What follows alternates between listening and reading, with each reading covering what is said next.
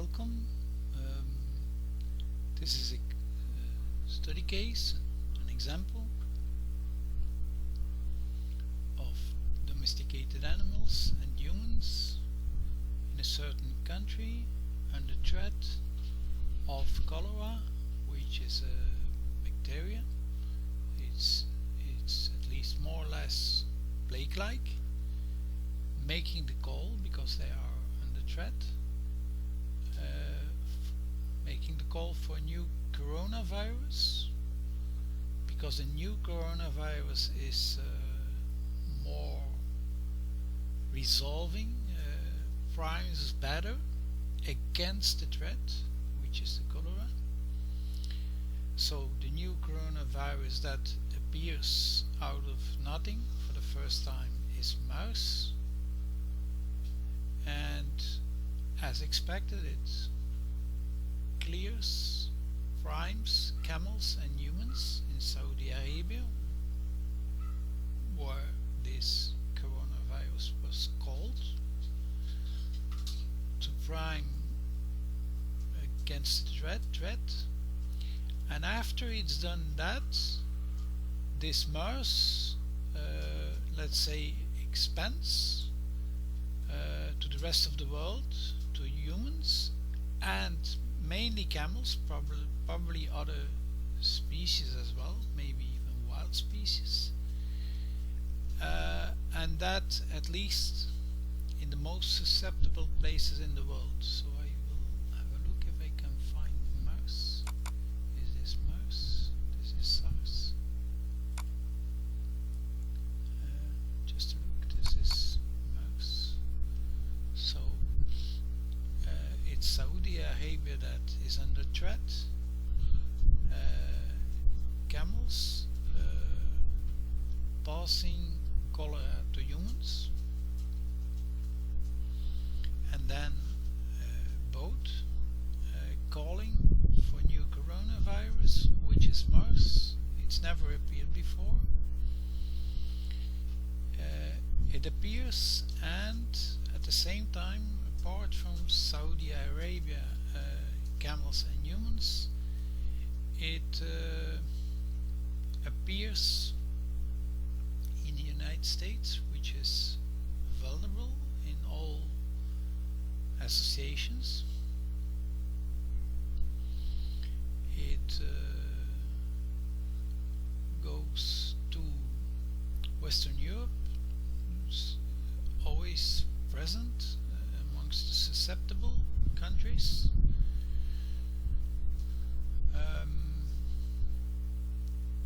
Iran, always amongst the susceptibles. Balkan, always amongst the susceptibles. Sweden and Scandinavia, often amongst the susceptibles, but not this time. Maybe you could think it didn't have time. In fact, it had time, it just didn't. Maybe because the vector is not, let's say, available. No camels in Scandinavia.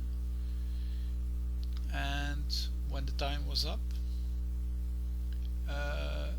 COVID took the place of MERS, since the cold coronaviruses never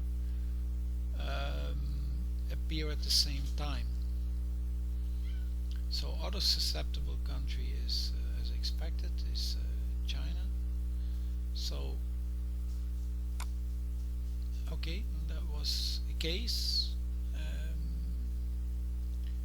Very important associations, almost or in fact a proof of the fact of threat, calling and answering with coronavirus, or in less severe cases with measles.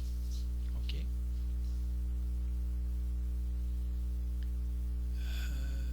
I remembered when that this is also degenerative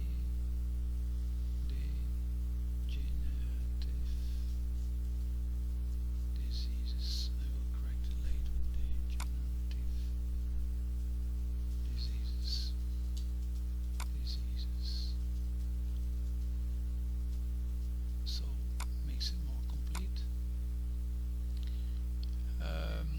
So Vibrio cholerae, for those who are interested in the name, is cholera, and Yersinia pestis is plague, pest. Abstract of this article: plasmids that are appearing, and I think I maybe did it, is that antibiotic resistant strains of plague, cholera are appearing and expanding rapidly. That is the problem, but I think I've mentioned this. For instance, here it is in 1994, 97, we see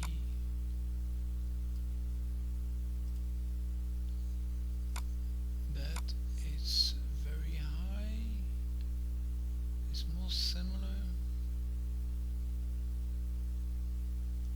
There's a very high identity with a multiple drug resistance, Yersinia pestis, which is the plague. And here it's explained that the frequency of this multi-resistant plasmid is increasing very fast from this percentage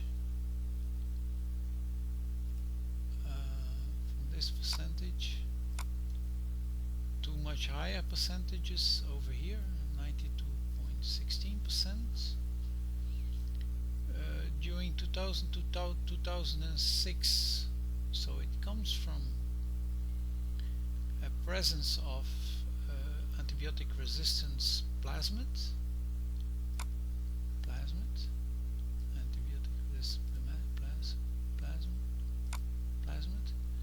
that starts with only 7, let's say 8% presence, somewhere between 2000, between 1994 and 97, let's say roughly 8% to 92% during or between 2000 to 2006. That's all very impressive. It's again,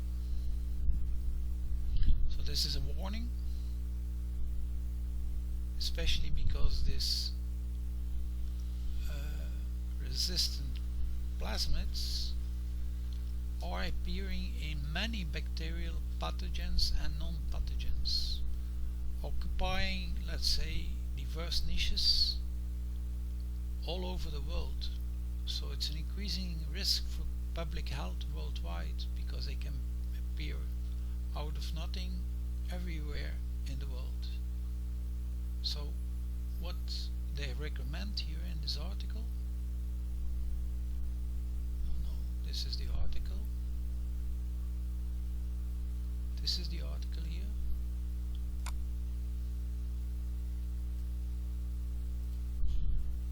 So what they recommend is to carefully track these plasmids. Let's say if they go to other bacteria,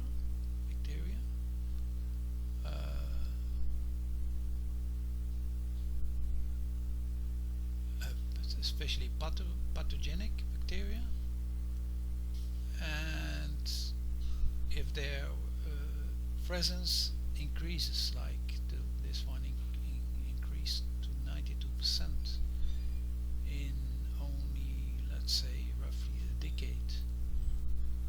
So they say they recommend to careful tracking, but this is not enough in my opinion. If you careful track, then you will notice that it's all done, it's gone. I mean, sorry to say, gone, but it's all gone. But this will affect incredibly more modern humans, economies, than COVID did. So this, when we will track and detect that they are there, in my opinion, that's too late. Our economies, societies, let's say almost all of us humans could be gone. So plague. Well, this is a history of plague, MERS. I think I mentioned this. Cholera appeared in 2012. In 2014, MERS was present, and then 2013 we had plague in certain locations in the world, and well, this can be a reaction to the plague or to the cholera in Saudi Arabia because of the camels and the humans being threatened by cholera, or it could be a reaction already on this 2013 plague in the rest of the world. And here it's in Korea. It's certainly a peak that has not to do with the first calling because of cholera in Saudi Arabia. So this has probably to do with the call of pneumonic plague or other calls in the rest of the world. So, and anyhow, this doesn't only show Saudi Arabia. Saudi Arabia is the dark blue, but this has the dark blue, the light blue, other countries, and this has Korea as well here. So these are reactions to calls, to different calls. There are different reactions to different calls.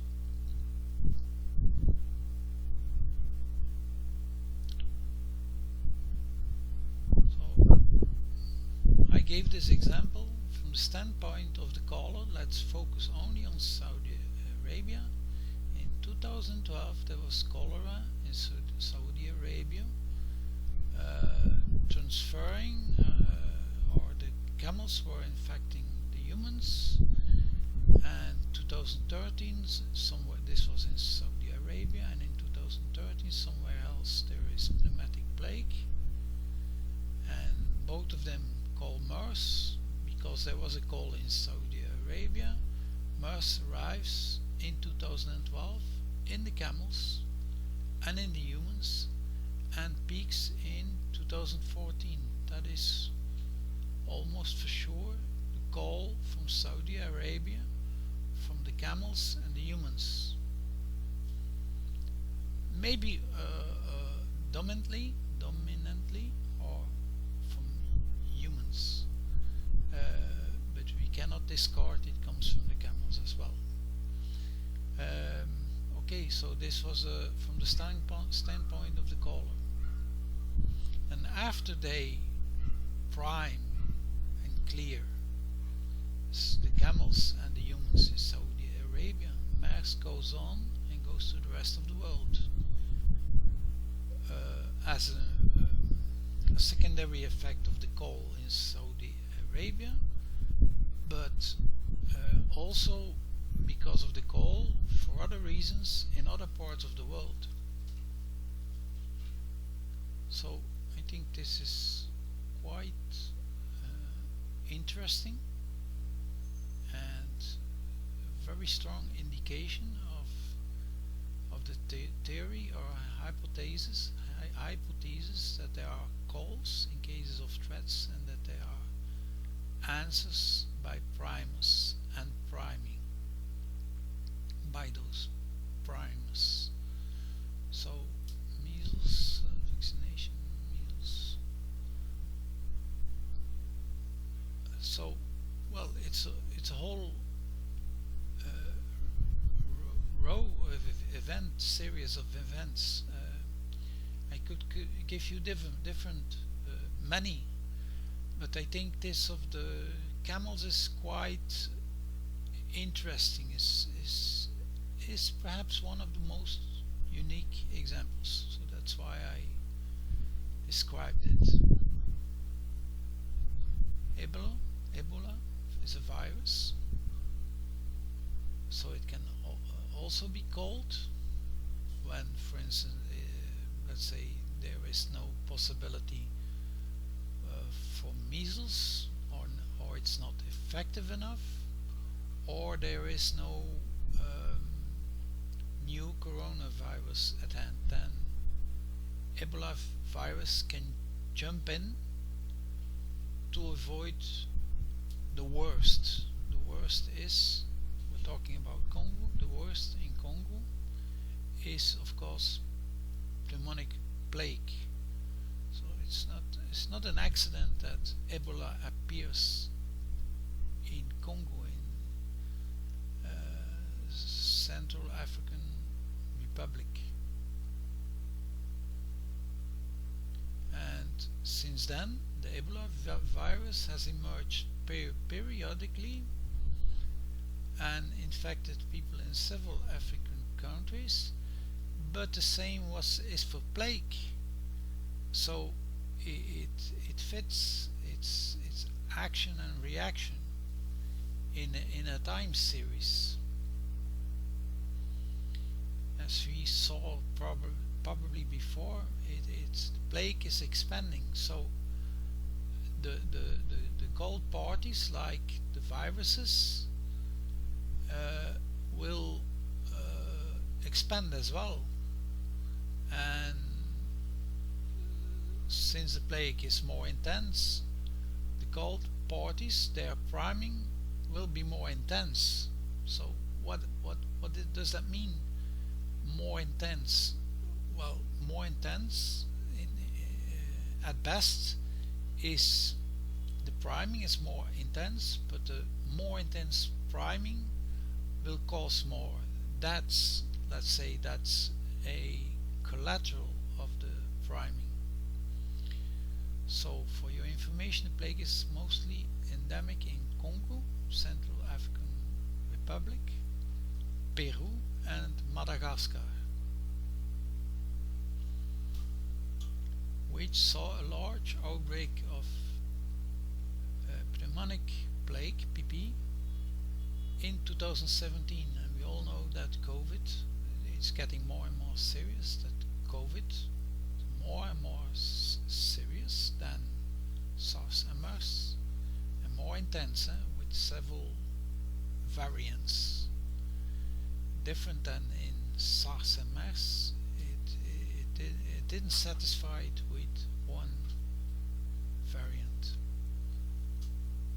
Okay, so Madagascar, after the plague coronavirus, which is the best primer because it's new. It's a new primer. It has more infectious. It has the body has no defense, so it can penetrate and it can prime quicker and more effective.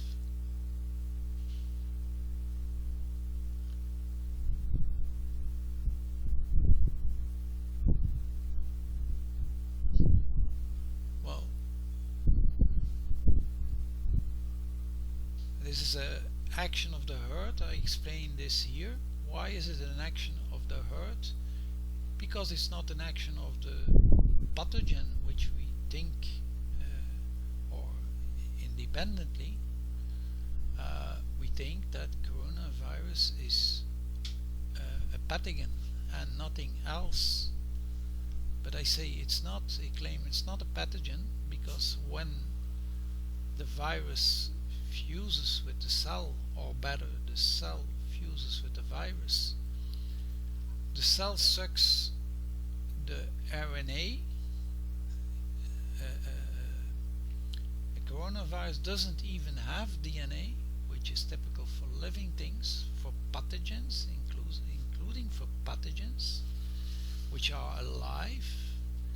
It sucks it out after the fusion. It sucks it out, so the virus is sucked empty, and it doesn't come into, let me see, the virus is sucked out.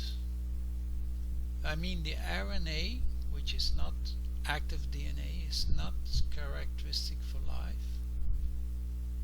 Let me see if I can find it.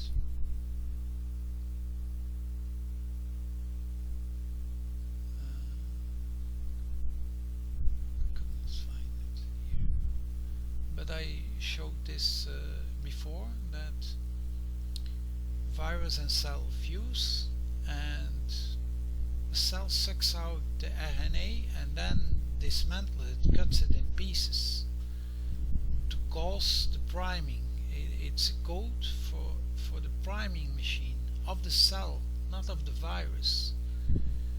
The virus, the coronavirus, just delivered the code for the machinery.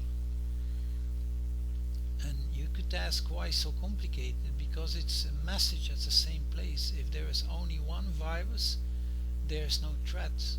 If there are many viruses, then there is a threat. There is a serious threat. And also, if the code would be in the cell itself, it could lead to an error that that cell or a body would think there is a threat to the herd, while it isn't, because it's already in. When it comes in mass, that is that a lot of bodies are under threat, and it knows that it has to do its part in calling and in multiplying the primer. So okay, I think I will, it's here, the image I was looking for. This was a virus after the fusion. It sucked in only the RNA, which is not an active DNA. It's not coding for proteins. It's doing nothing for the virus, because the virus doesn't exist anymore after the fusion. The spikes are left out, and the protection of the RNA, let's say the football, is left out as well. So, timeline of the plague,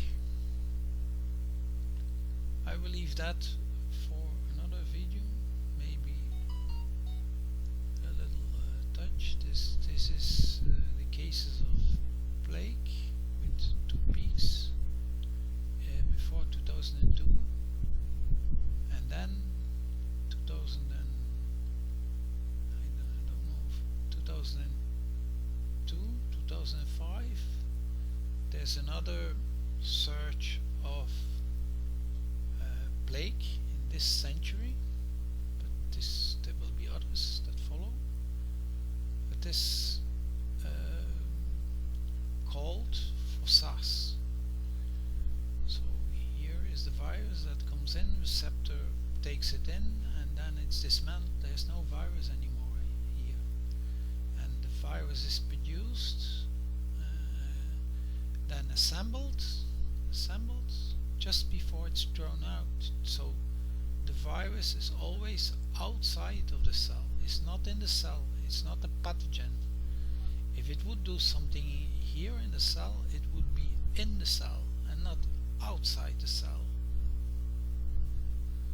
Here again, spikes, and only the RNA, which is not active, it's not coding for proteins, it's not characteristic for life, on the inside, and then it will be cut in pieces and sent to the machinery to produce. Sent to the machinery, you see different elements. I call it it's cut in pieces here of different sizes, and then it goes to different machinery to produce different elements. Here in some place the spikes are produced, produced in another place, the football is produced in another place, the RNA is produced, and then it is brought together, assembled, and then when it's complete, it's thrown out. So it comes in, dismantles, produces many more, and is thrown out. There's no virus in the cell. It cannot be isolated in the cell. I think the video will get too long, so I will stop this video.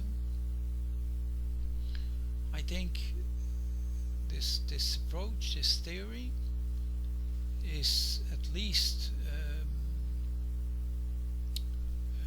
shown, explained.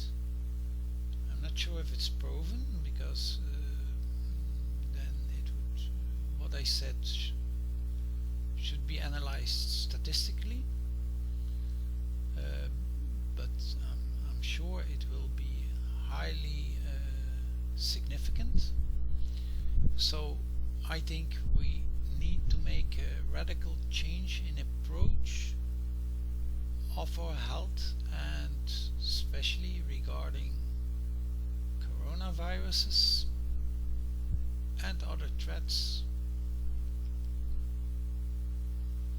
I will give arguments why the coronavirus is not a co-infection, but I think I explained it with these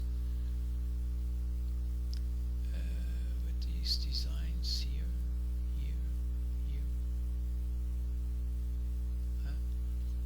so I won't stop. I have it here. If someone wants to look for it, I gave a lot of arguments, several arguments, that the coronavirus is not a pathogen, is not a co-infection.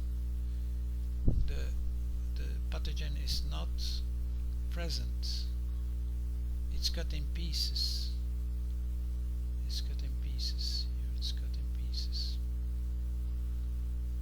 Then there are theoretical arguments, but I think the most important arguments are given. These are all arguments why coronavirus is not a pathogen by itself. It's a pathogen because it's called to put in action,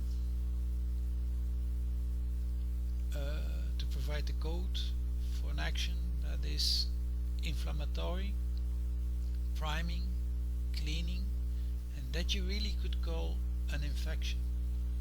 But it's not the virus in itself that is causing the infection. It's a part of a whole system, mechanism. This is, I think, is very interesting. It's never the same virus, same place, the same time. Each new variant emerges from another herd, most of the times far away. I'm not sure if I'll find my list. Alpha, United Kingdom, September, they are all very close one to the other. Beta, South Africa. Gamma, Brazil. Delta, India. This is each new variant has another, that's my explanation, each new variant in a very distant place,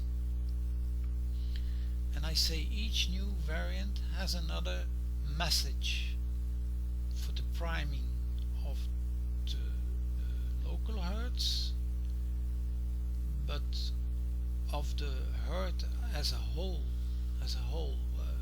We modern humans need dedicated messages to have the best effect, the best priming, for us not to get plague and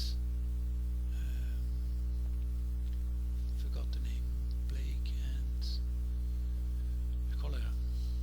There's others, I call them the plague-likes.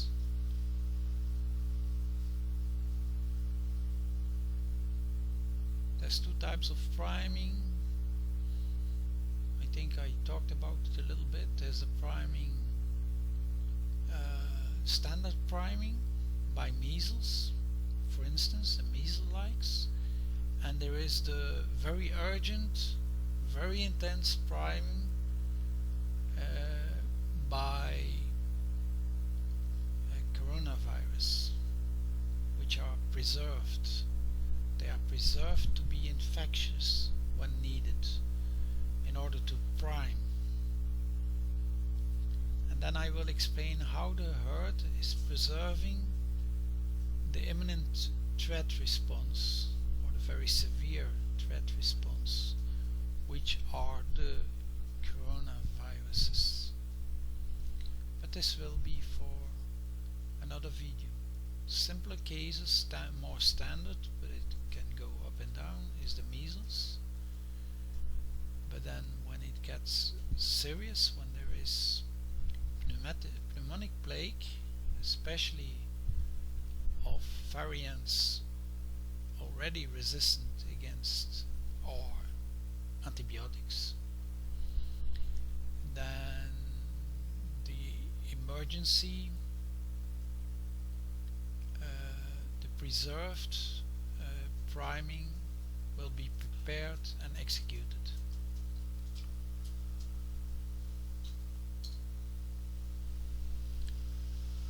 Then I will try to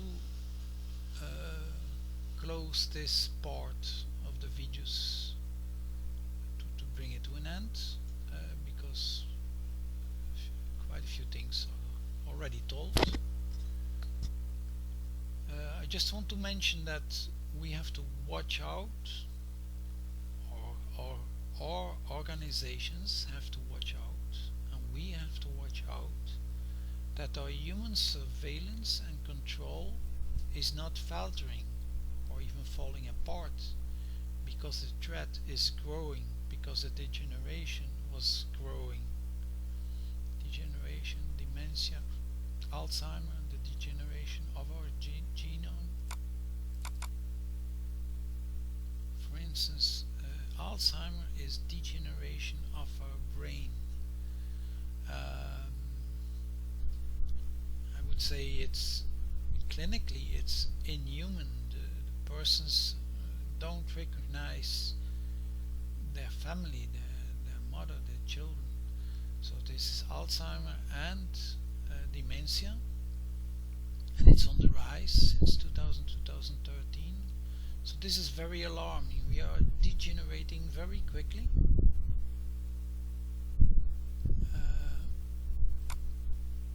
Very quickly, and this degeneration will increase the chances for the threats like plague and cholera, and they will call, or the herd will call, for the coronaviruses, because the measles won't do the job. They can make the start, the preparation for the coronavirus. It's not only the coronavirus, it's other viruses as well. For in the case that coronavirus would not be able to do the job, and these other viruses are slower but they are more mortal, for example Marburg virus or West Nile virus. Amongst all those viruses, the coronaviruses are less mortal, I would say much less mortal.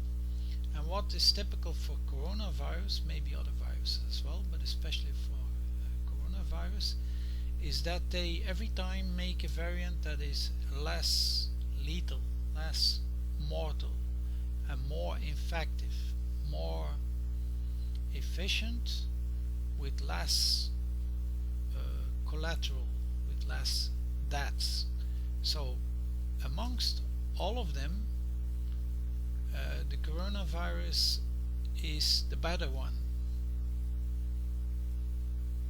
So we have to watch out for this, for our surveillance by our organizations, by world, country, local, and control that it's not faltering. And in in the control, antibiotics play a very big role, and they are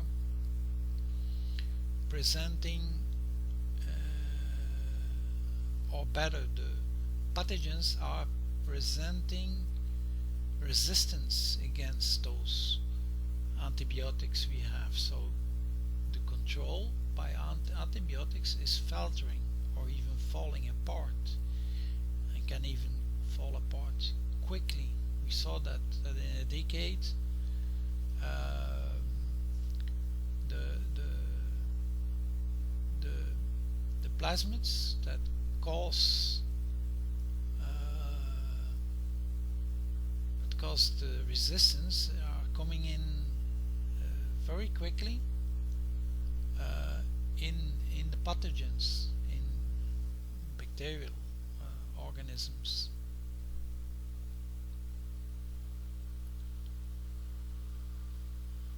So I think,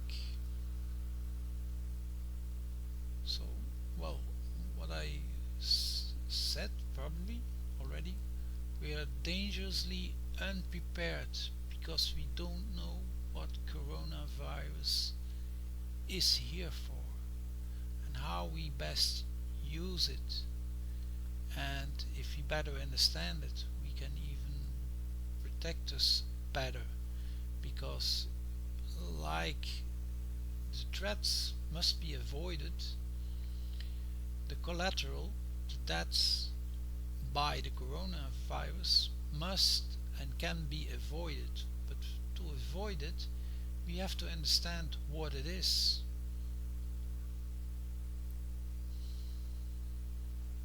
Then it's very important to know that we can expect overreaction in case a threat can take hold. For instance, it happened in India. There was an outbreak of plague in 1994, and it was isolated, and it suffered a 3 billion loss, and it's already a vulnerable country, and it's isolated, and it's left to take the damage, and that won't improve the surveillance nor the control.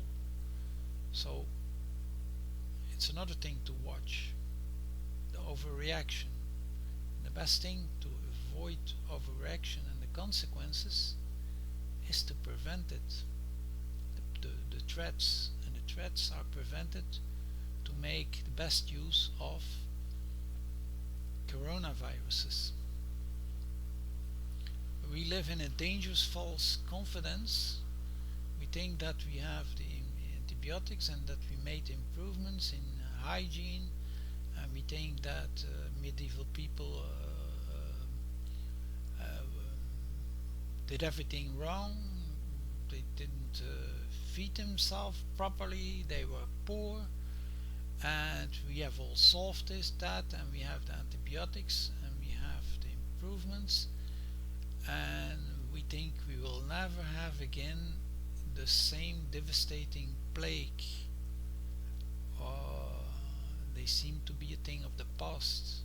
But I think nothing is less true, and coronavirus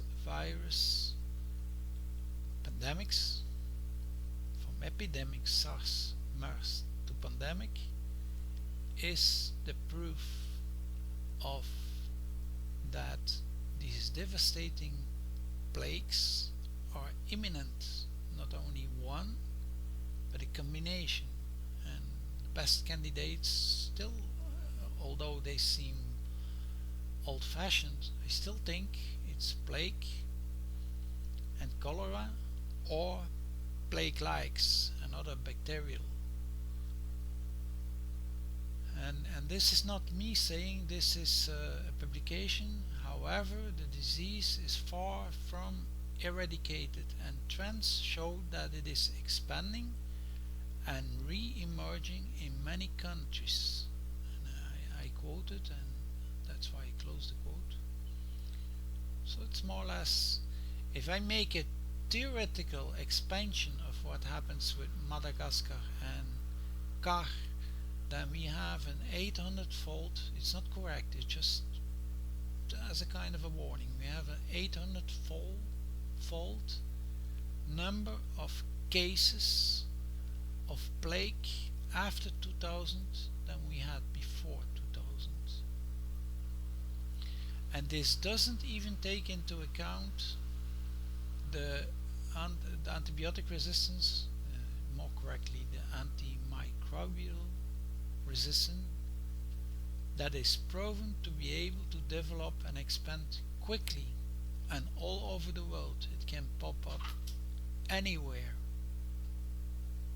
It can pop up and probably will pop up in places you're not even looking, that our organizations are not looking, whether that is because of isolation or because of war or even because of a plague. Then it's there that most probably they will pop up, but they can pop up right under our eyes as well. And then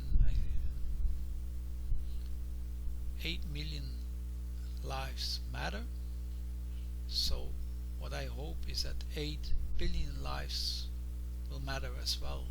For instance, dementia and Alzheimer and even autism are very serious thing. It's for life. It's our young people, and it's for life, and it's especially in the developed world. Here it is, and this will be the end. United States, Canada, Western Europe, were most severely affected. Autism, that's for life, and it increases the risk for dementia and Alzheimer, and that is a sad history. Autism will lead to death. Men with light autism have tenfold mortality, and women have a 13-fold mortality compared with people that don't suffer from autism. It seems quite innocent, but it's not innocent at all. It's very serious, and it could lead to plagues or threats that we do not even expect. Thank you for watching. Hope we can work together to improve this situation. Thanks a lot for watching. Bye for now.